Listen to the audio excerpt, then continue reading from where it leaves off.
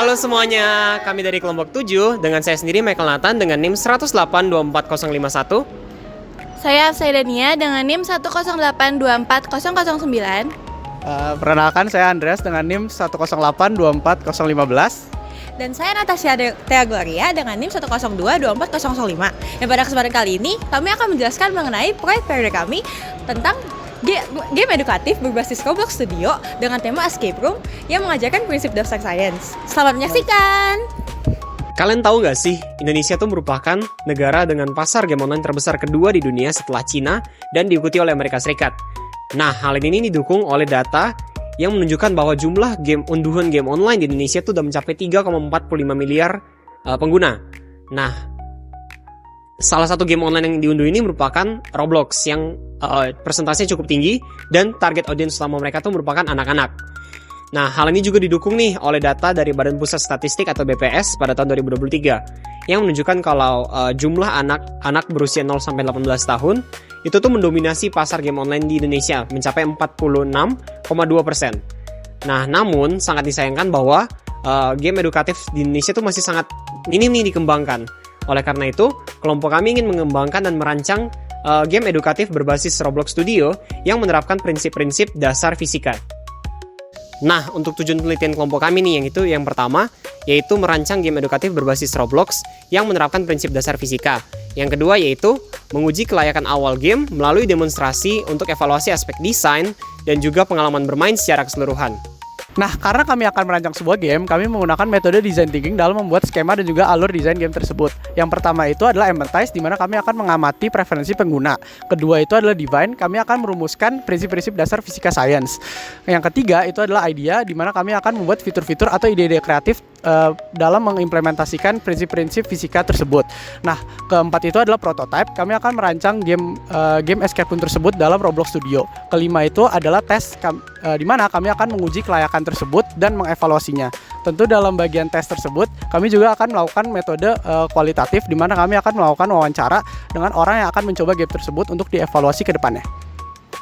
Nah, prinsip dasar sains yang kami gunakan pertama itu adalah medan magnet, di mana komponen yang memiliki medan magnet dapat disebut magnet dan dapat menarik unsur-unsur logam seperti Fe, Cu, dan juga Zn dan lain-lain. Nah, magnet sendiri ini terbagi menjadi dua kutub, yaitu kutub utara dan selatan. Jika kutubnya sama, akan terjadi tolak-menolak, dan kutubnya berbeda akan terjadi tarik-menarik. Prinsip dasar sains kedua itu adalah arus listrik AC, di mana kami akan mengimplementasikan rangkaian RLC dalam menyelesaikan masalah. Nah, arus listrik sendiri ini dapat mengalir jika rangkaiannya tertutup. Dan untuk dapat mengalir, arus listrik itu harus ada sumber tegangan, penghantar seperti kabel, atau beban seperti lampu atau motor. Prinsip terakhir yang kami gunakan itu adalah dinamika rotasi, di mana kami akan menggunakan prinsip katrol untuk penyelesaian dalam gamenya. Nah, prinsip katrol sendiri itu adalah alat untuk mempermudah mengangkat beban berat.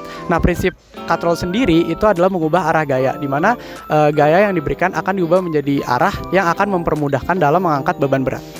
Nah, sekarang yuk kita lihat prototipe dari game edukatif berbasis Roblox Studio yang kami namakan Sciencescape.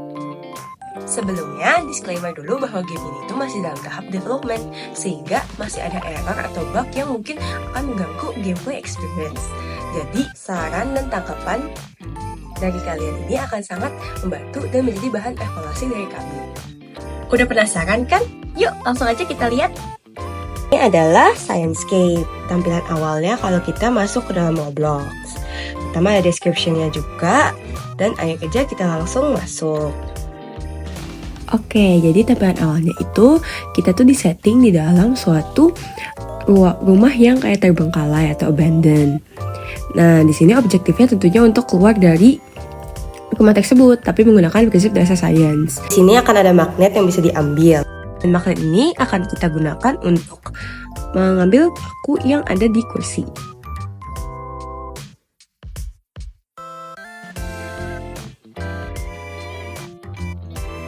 Sehingga memunculkan suatu clue, yaitu berupa rangkaian listrik RLC. Selain itu, di sini juga tombol hint yang akan menjelaskan mengenai magnet, rangkaian RLC, dan juga dinamika rotasi dalam katrol. Nah, selanjutnya kita ke puzzle yang kedua. Puzzle yang kedua ini terkunci di dalam lemari, dan lemari itu harus dibuka melalui kode tertentu. Untuk mendapatkan kodenya, sebenarnya itu tinggal dicari di salah satu poster yang ada. Ternyata 5739 ini adalah kunci untuk membuka lemari tersebut. Dari lemari ini akan menampilkan suatu rangkaian RLC. Nah, puzzle yang pertama itu digunakan sebagai clue untuk puzzle kedua. Nah, apa yang akan terjadi jika kita memasang puzzle ini dengan salah? Maka puzzle ini tidak akan menunjukkan tulisan puzzle selesai. Tapi kalau misalnya kita mengurutkannya dengan benar, maka akan terreveal puzzle itu selesai dan akan ada bunyi pintu yang kayak ceklik, yaitu pintu terbuka. Saat memasuki ruangan kedua, kita disambut dengan katrol yang dikaitkan oleh batu dan juga suatu piring. Di sini itu pintunya juga terkunci dan ada beberapa buah-buahan, yaitu buah pisang, buah tomat, buah orange atau buah jeruk, dan juga buah apel. Kunci untuk puzzle di sini itu adalah di poster-poster yang ada di kamar kedua ataupun kamar ke-1. Yang pertama itu kan ada pisang. Pisang itu ada 3 di poster kedua ini yang di dalam kamar 2. Maka kita harus menaruh 3 pisang ke dalam katrol. Nah, ini kalau jatuh gini itu bisa di reset, guys. Jadi jangan sampai terjatuh dan kita harus ulangi. Selanjutnya bisa dilihat di poster kedua ini ada 2 tomat. Maka kita harus masukkan 2 tomat ke dalam basket. Di sini juga ada kecohan, yaitu poster-poster yang sebenarnya nggak ada buahnya yang kita perlu masukin. Jadi sebenarnya itu jawabannya adalah 2 apel dan 3 orange.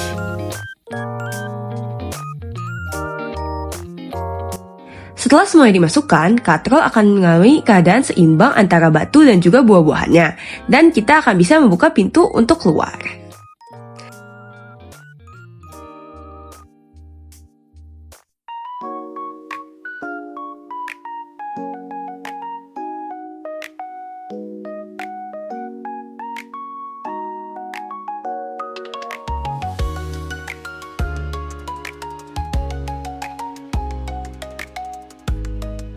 Halo, jadi aku di sini mau wawancara singkat sebagai bagian dari evaluasi produk kami.